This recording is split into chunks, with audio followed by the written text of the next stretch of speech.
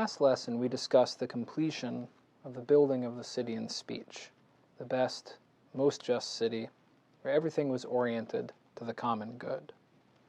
But of course, the goal of building the city was not to build it for its own sake or even to present some kind of political ideal, but rather to discover the nature of justice, first in the city and thereby in the soul.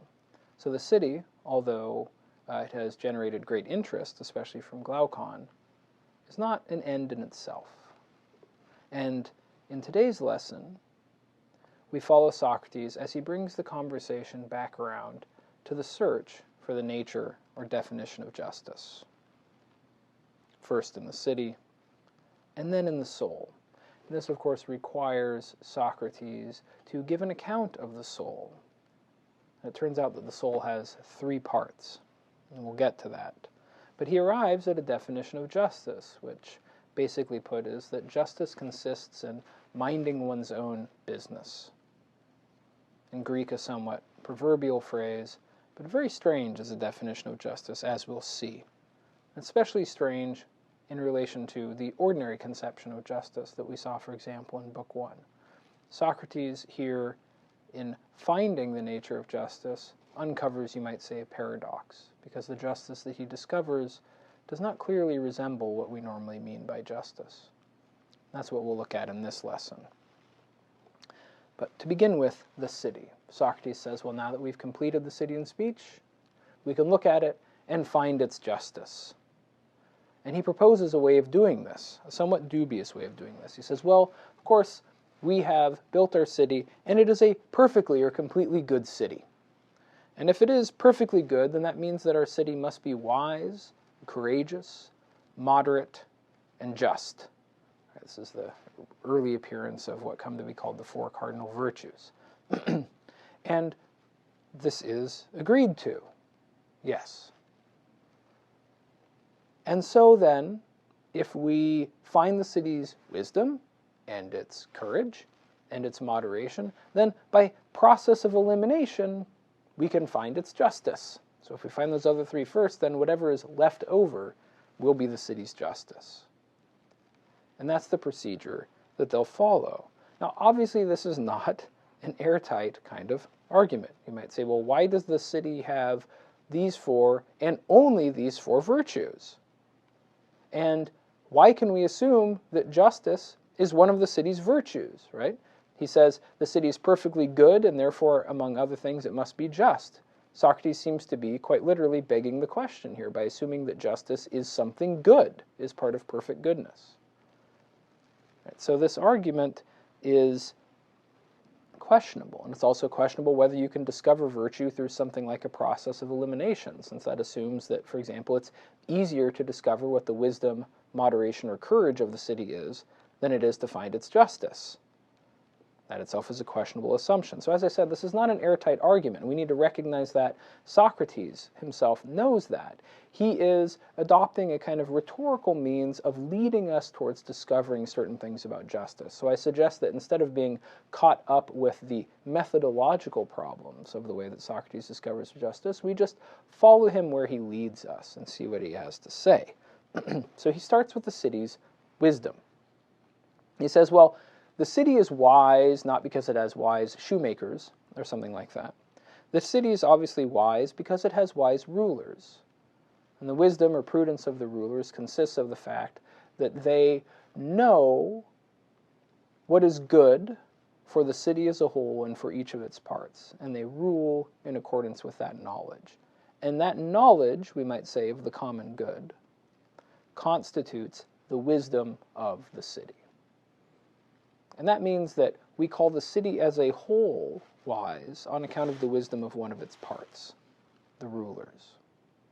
And something similar follows with respect to courage, although the definition of courage in the city is somewhat strange. He says, well, obviously the courage of the city resides in the courage of the guardians, right? The city is not courageous because it has courageous farmers. The city is courageous because those who take to the battlefield to defend the city are themselves courageous.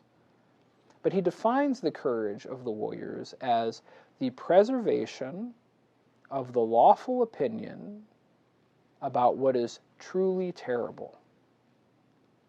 The preservation throughout everything, throughout all pains and pleasures, of the lawful opinion concerning what is truly terrible. That seems very odd to say that courage has something to do with preserving an opinion, but here's what Socrates has in mind. We know from Book 3 that the lawful opinion concerning what is truly terrible is the most truly terrible thing is the destruction or defeat or enslavement of your city. That's what's most terrible, not your death, not the death of friends or loved ones. Those things aren't terrible. What's terrible is the defeat of your city. That's the lawful opinion. And therefore, to say that the guardians are courageous and that they preserve this opinion is to say that they will always act on the belief that the worst possible thing is the defeat of the city. And that means that they will fight to the death to defend the city. And in that sense, their courage looks more like what we mean by courage. But it resides in their preservation of the belief that, worst of all, is the defeat of the city.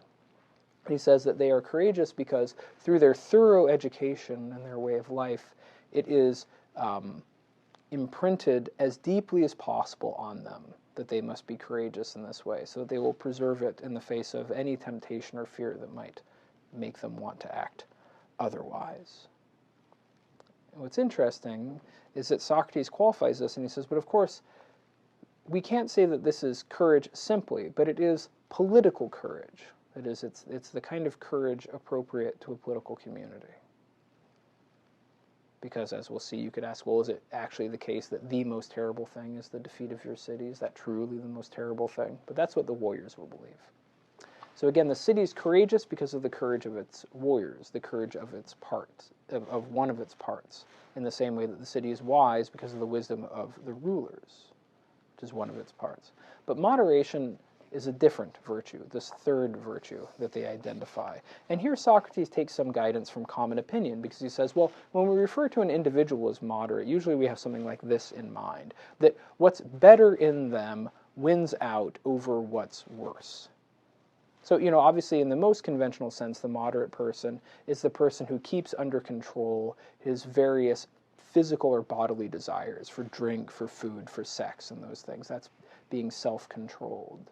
And the colloquial Greek phrase for this is you say this person is stronger than himself, meaning what's better in him controls what's worse. The honorable or reasonable part of him controls these lower desires. And he says, well, obviously, if you understand moderation as the better ruling over the worse, then our city is moderate, because the best people in the city rule over everybody else. And so our city is moderate in that way. But he adds that our city is moderate in a different way, because moderation is also a certain kind of harmony.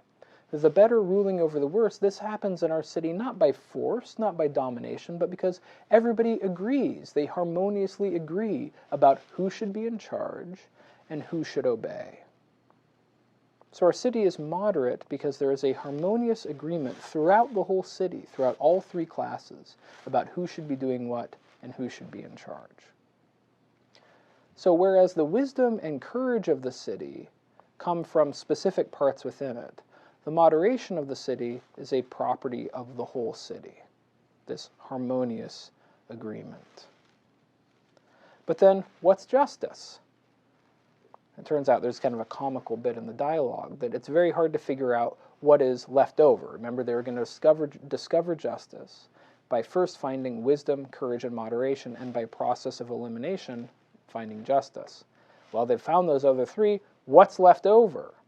It's hard to see at first, although Socrates in the end said, well, I know what's left over. What's left over is this principle that we built into the city at the beginning.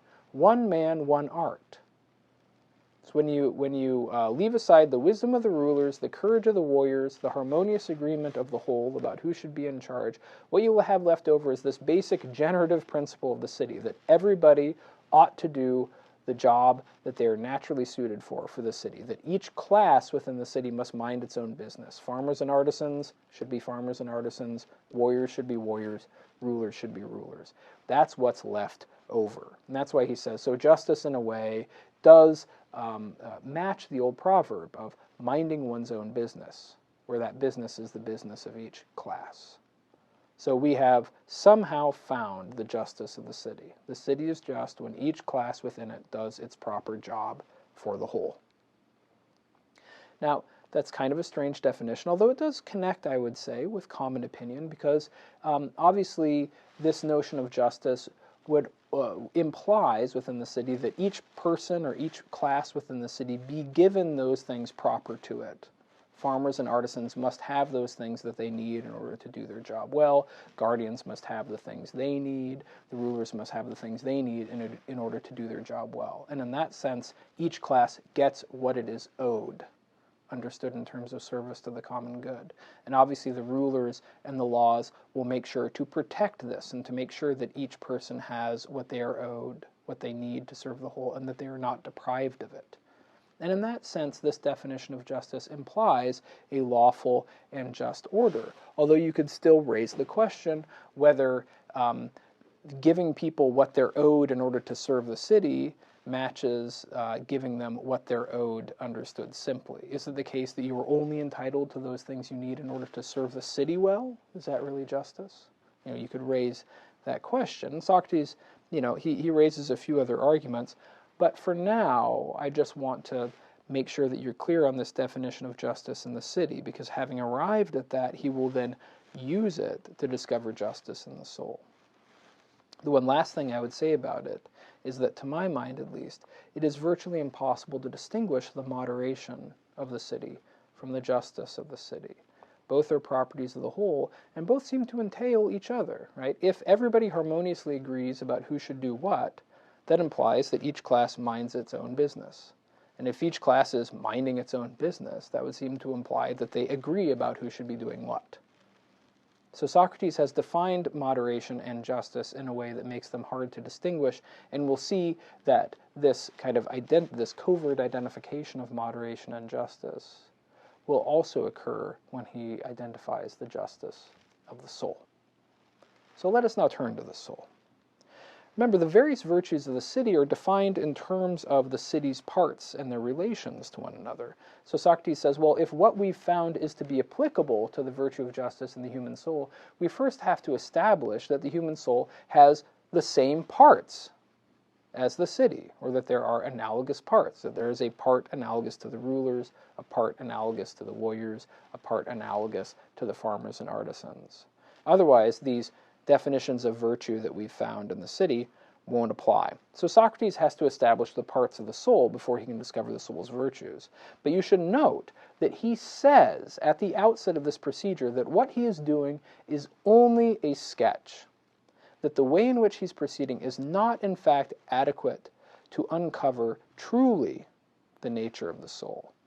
So it's just a sketch. He says there's another longer way around that you would have to go in order to accomplish this adequately. So everything he says from here on out is provisional. That doesn't mean it's not true, but it means that it's not established. So he's warned us ahead of time that really to establish these claims would require an argument other than the kind he's giving now. But nonetheless, he finds the parts of the soul. Now, the principle here, it's stated somewhat abstractly, but what Socrates does in order to divide up the soul is to look at cases of what we might call conflicts of motives, where we find ourselves both moved to do something, but at the same time moved not to do it, or moved to want something, but at the same time moved not to want it, right? Cases where it might seem like we're in contradiction with ourselves. And Socrates basically says, we cannot be simultaneously affected in opposite ways unless it is the case that there are actually sort of two different things within us, one of which is affected in one way, one of which is affected in the other. So anytime we find these kind of contradictory occurrences, that implies that we actually have a conflict of parts within our soul.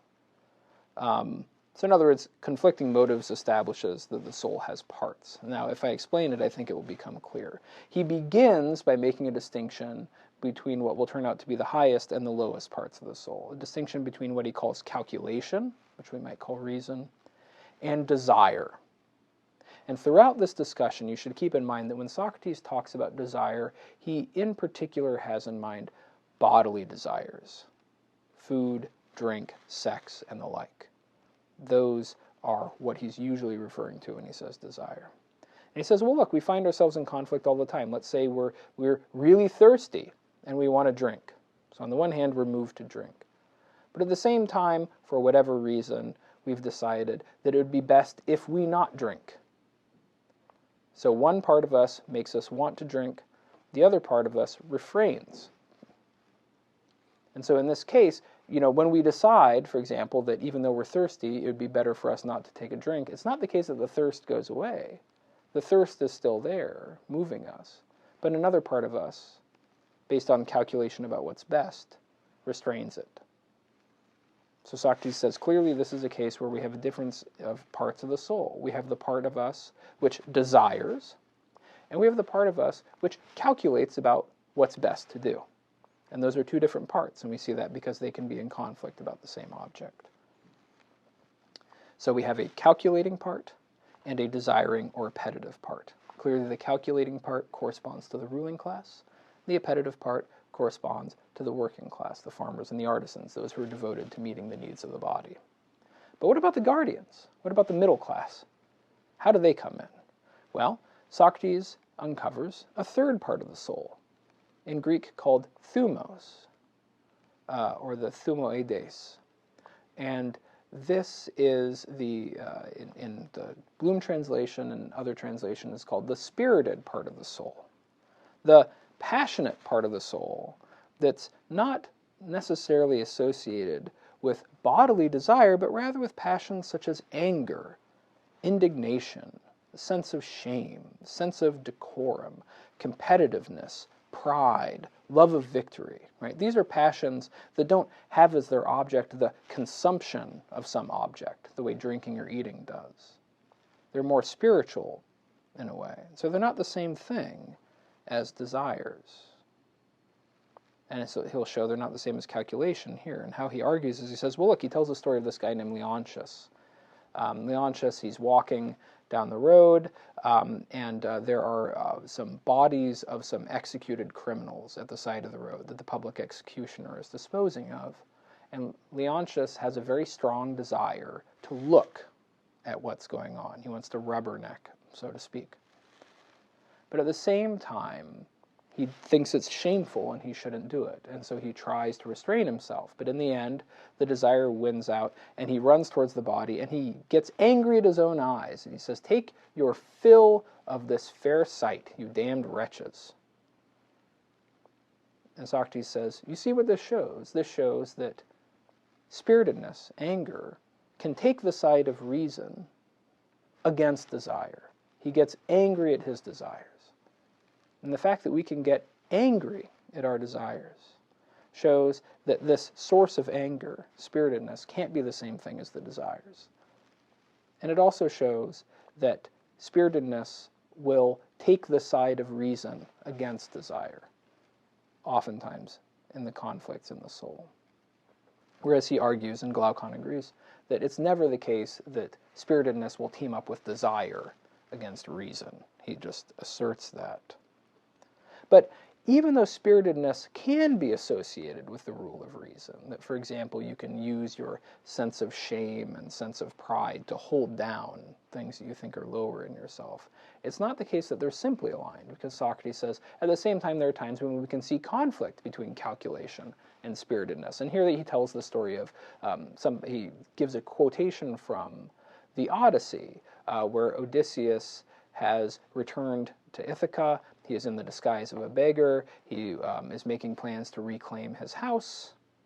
And in the guise of a beggar, he is sort of abused and insulted by one of the suitors that's been eating up all the resources of his house. And he gets furious at this suitor, because obviously he's Odysseus. He's been wronged. And he wants to just kill the guy on the spot when he insults him.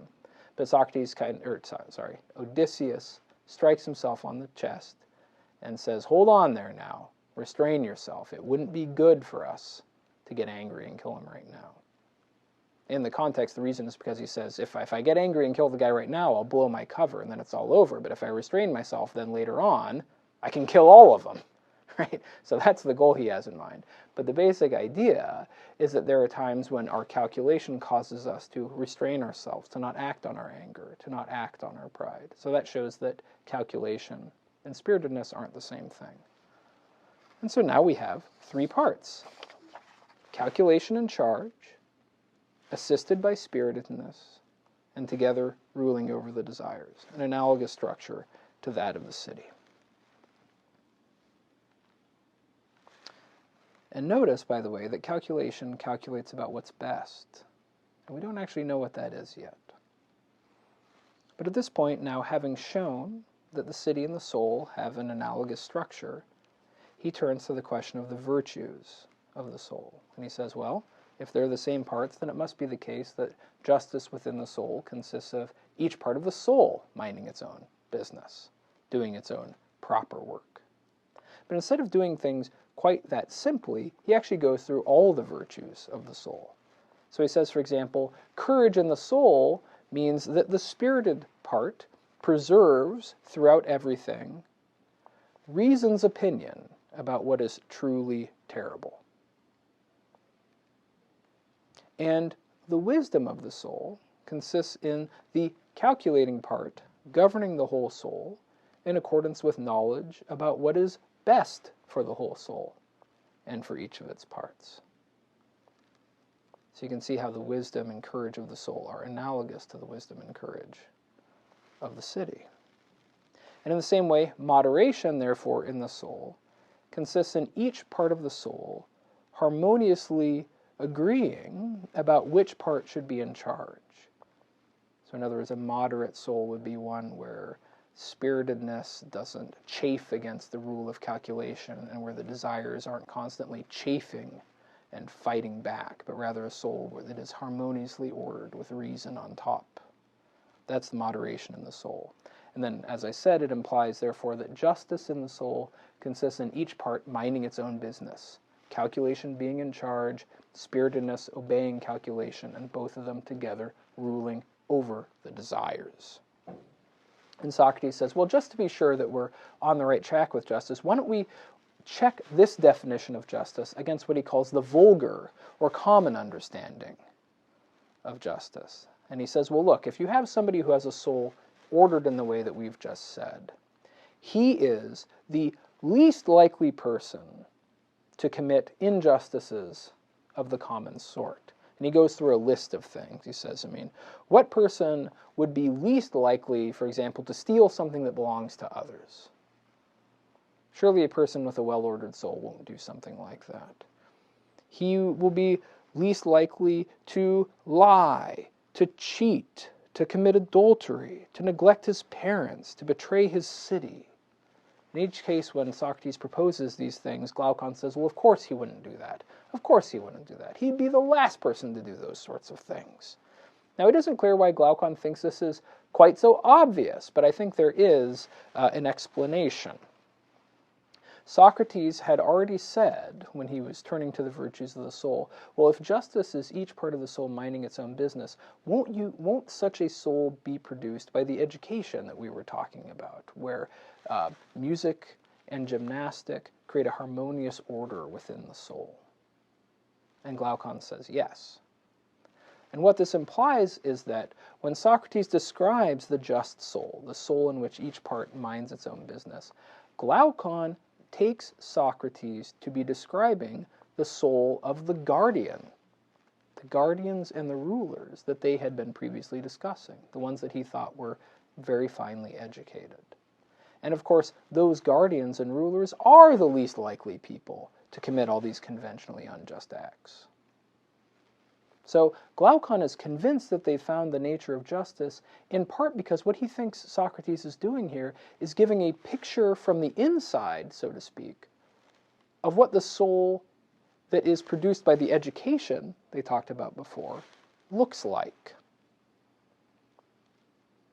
But the matter is more complicated, and here I want to read a passage. This is Republic 443c, where he gives a description of justice.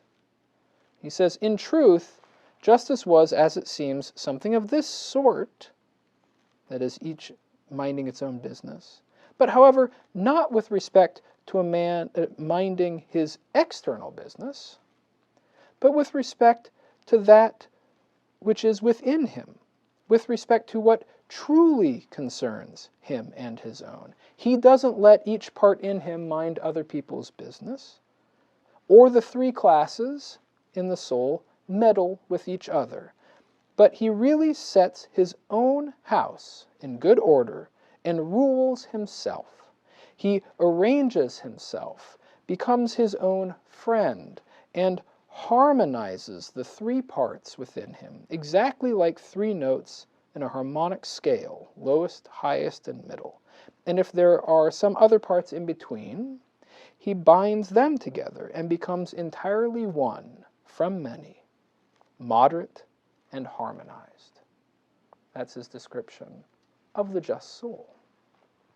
Now notice that it sounds exactly like moderation. In fact, the imagery that he uses is the imagery of moderation.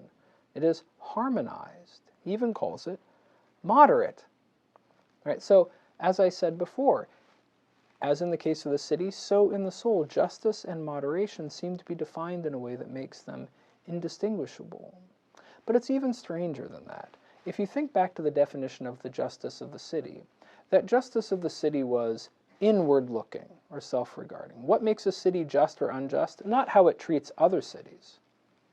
What makes a city just or unjust is how the parts within it relate to one another. It's just if each part minds its own business. The self-regarding definition of justice.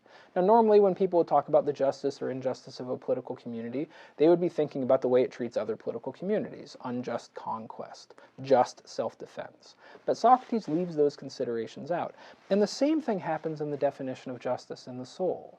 Normally when we think about whether a person is just or unjust, what we think about is how that person is disposed to treat others and their rights. But here again, Socrates has given a definition of justice in the soul which is entirely inward-looking. That man is just not according to how he treats others, but according to how he orders his own soul. And if he rationally and harmoniously orders his soul, then he is just.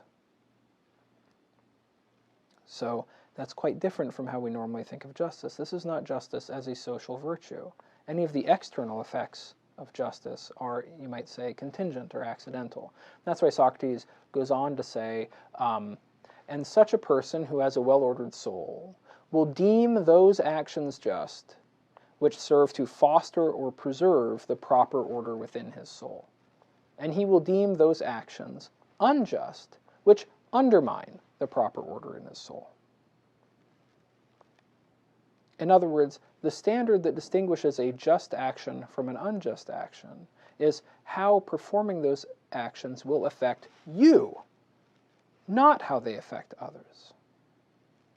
And this is a very strange definition of justice, because under most ordinary opinion, the justice of a person and the justice of his actions is determined according to how he treats others. And so we're left actually with a kind of gap here, which we'll get to in a moment. But for now, just to complete this discussion, Socrates derives from this the claim that justice in the soul is really the health of the soul, the good order of the soul as a whole. All of these virtues belong together. A soul can't be wise without being just. It can't be just without being wise. It can't be courageous without being wise. It can't be wise without being courageous. They all implicate one another. So justice and virtue as a whole become indistinguishable. And at the same time, this implies that injustice within the soul consists of the ill health or the improper ordering of the soul. So injustice is associated with vice entire. Right? And so in a certain way, Socrates, just by defining justice in this way, has already shown that it is better to be just than to be unjust, regardless of external circumstances.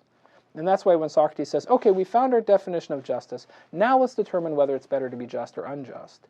Glaucon says, Socrates, what you're proposing is ridiculous. It's obvious that being just is better than being unjust, now that we've defined justice this way. And Socrates says, well, that may be the case, but we should finish out the argument anyways. And so they're about ready to move on to the next part, right? They've found the nature of justice. Now they're going to prove that justice is superior. But as we'll see in the next lesson, at this point, Socrates is interrupted, and they have to discuss the city again. So let me just finish with a few conclusions about some big things that have now happened in this section. For one thing, Socrates implied in his discussion with Glaucon that justice within the soul is produced through the kind of education that they had discussed earlier. Music and gymnastic harmonizing the parts of the soul. But we don't actually know that. Glaucon thinks so, but we don't know it. As I said, he thinks that the just soul that Socrates has described is the soul of the guardian. But now, note this. The wisdom, for example, of the soul is defined as knowledge concerning what is good for the whole soul and its parts. In other words, wisdom consists in knowing what is good for you. And we're not sure what that is. But if you think about the wisdom of the rulers in the city, that is wisdom that's oriented not towards the good of individuals, but is oriented towards the common good of the city as a whole. So the education of the guardians aims at the common good, and guardians are taught to believe that this is also best for them. And Glaucon has assumed that through fostering these virtues, you will be benefiting the guardians, but we don't know that. And 2 lessons from now, Socrates will throw it into question. And we can note these 2 things about it. First, as already implied, the virtues of the city and the virtues of the soul, although similarly defined, are actually quite different from one another. Because the wisdom and courage of the city are oriented towards service to the common good of the community as a whole. Whereas the wisdom and courage of the individual are oriented towards the individual's good. Right? Wisdom consists in knowing what is good for the whole soul. The courage of the soul consists in following the rational opinion, or reason's opinion, about what is truly terrible.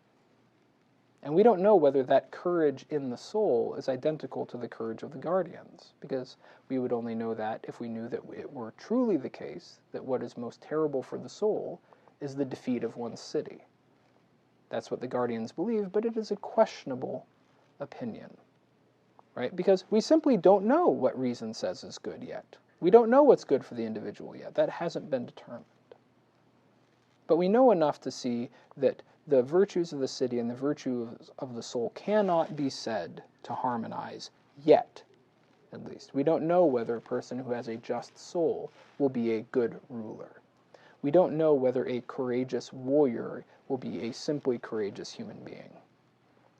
The second thing I want to note, finally, is that Socrates has seemingly departed quite a bit from the conception of justice that he was initially asked to defend. Because remember, back in Book 1 and Book 2, justice was taken to be predominantly a social virtue concerning how you treat others, and in particular, not harming them, not taking their things, giving to them what is owed. That's the conception of justice that Glaucon wanted to see defended. Right? But now we have justice defined as the ordering of one's own soul towards what is truly good for oneself. And we don't know whether that kind of justice is identical to justice in the common sense of giving to others what you owe them. Right? We don't know. We just don't know yet. So the gap, in other words, between the private good and the common good, which kept coming up in the discussion of the education of the guardians, still remains even now, even after we've arrived at the definitions of the virtues of the soul. And in the next lesson, though, instead of following up this persistent gap between the private good and the common good to see whether Socrates can close it, instead Socrates is forced to return to the discussion of the city.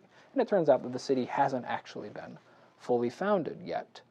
And Socrates will introduce some very radical reforms, which will finally get us to what is the highest topic of the Republic, which is the person of the philosopher and the philosophic way of life.